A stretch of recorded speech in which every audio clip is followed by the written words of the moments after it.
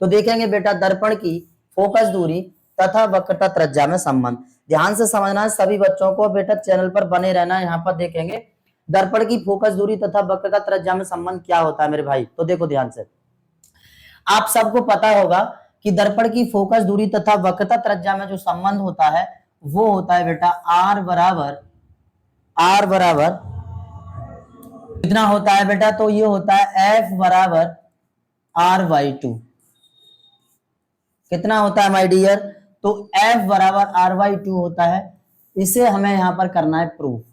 ध्यान से समझना, ये सबको पता होता है सर F बराबर R/2 मतलब F बराबर R/2 है, ये तो सबको पता है। लेकिन मेन चीज हमारी यहाँ पर क्या होती है, प्रूफ करना। तो प्रूफ को इसके को ध्यान से समझोगे। सबसे पहले हम प्रूफ करेंगे अवतल दर्पण के लिए। किसके लिए, तो अवतल दर्पण के लिए। अवतल दर्पण के लिए यहाँ पर देखेंगे बेटा, सबसे पहले यहाँ पर चित्र बनाते हैं कुछ इस प्रकार। सपोज ये अवतल दर्पण है, ठीक है, जिसका ये बेटा यहाँ पर सपोज कर लेते हैं मुख्य अक्ष है, ये ध्रुव P है, ध्रुव P है, और बेटा फोकस सपोज कर लेते हैं F है, और वक्रता केंद्र सपोज C है। इतनी सी बात क्लियर।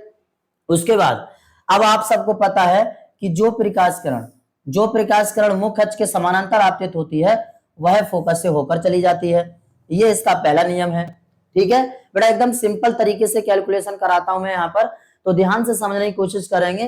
पहले हम इसका चित्र बनाते हैं, उसके बाद में इसकी कैलकुलेशन को समझते हैं, राइट। तो देखो बेटा यहाँ पर क्या कह रहा है ये, कि जो प्रकाश किरण मुख्य अक्ष के समानांतर आपतित होती है वह फोकस से होकर चली जाती है। और जो प्रकाश किरण, देखिए इसका जो आपको पता है अवतल दर्पण से प्रतिबिंब रचना के नियम कई हैं, लगभग 4 नियम है। चारों नियमों को हमने आपको पूरा समझाया हुआ है। आप इससे पहले के लेक्चर में देख सकते हैं, टोटल नियम आपको समझ में आ जाएंगे। उन्हीं नियम से हम यहाँ पर चित्र बना रहे हैं।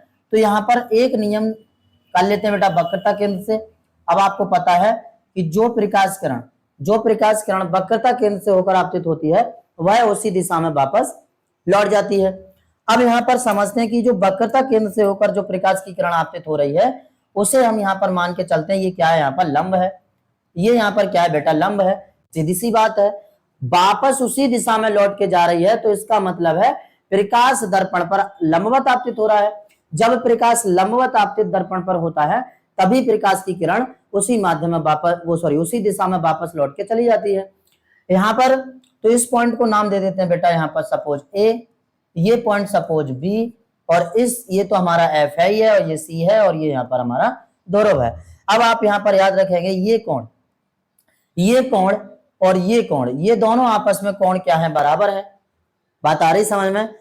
अब यहाँ पर देखेंगे तो ये वाला कौन सा कोण हुआ, तो ये हुआ आपतन कोण, और ये बेटा हो गया हमारा अपवर्तन कोण R।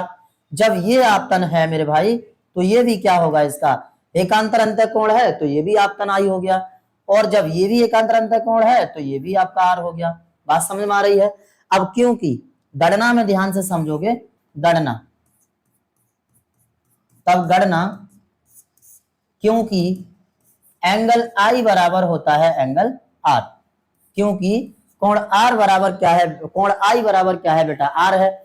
जब कोण I बराबर R है, ध्यान से समझना, जब ये कोण इस कोण के बराबर है, मतलब ये वाला कोण इस कोण के बराबर है, तो आपको पता है कोणों के आमने सामने वाली जो भुजाएं होती हैं वो आपस में बराबर होती हैं।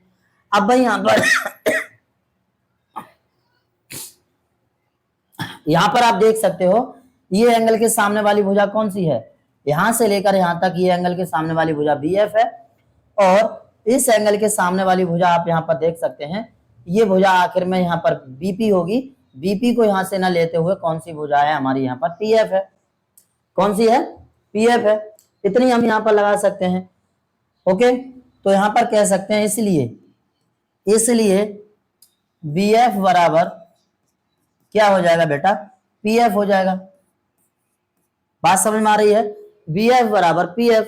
So this is employee that BF को आप ध्यान से समझना, ये वाली भुजा अब इस वाली भुजा के बराबर है, बिल्कुल बराबर है।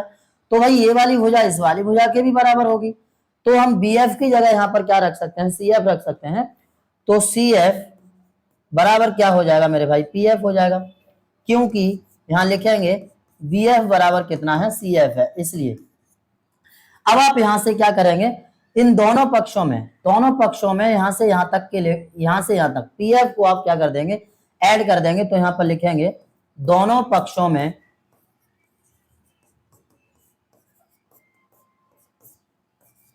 PF जोड़ने पर, दोनों पक्षों में PF जोड़ने पर, तो PF को आप जोड़ दीजिए, CF प्लस PF बराबर PF प्लस PF। ओके, ध्यान से समझना भाई। अब आपको यहां पर क्या करना है, थोड़ा सा और करना है। सो CF प्लस PF, यहां से यहां तक CF प्लस PF मतलब PC हो गया यहां से यहां तक, और PC का मतलब यहां पर क्या है, वक्रता त्रिज्या R, तो हम लिख सकते हैं यहां से PC के बराबर है। PF और PF कितना हो गया बेटा, आप यहां से देखेंगे तो 2PF हो गया, PC बराबर 2PF।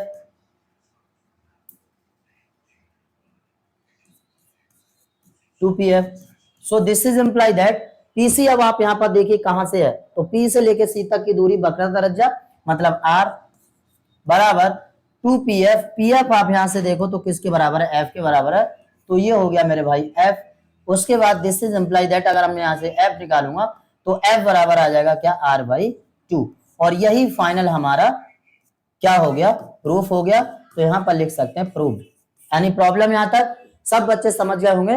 दर्पण की फोकस दूरी तथा वक्रता त्रिज्या में संबंध क्या होता है, तो याद रखना दर्पण की जो वक्रता त्रिज्या होती है वह फोकस दूरी से आधी होती है। मतलब यहां पर फोकस दूरी वक्रता त्रिज्या की कितनी होती है, तो आधी होती है। ये बात आपको याद रखनी है।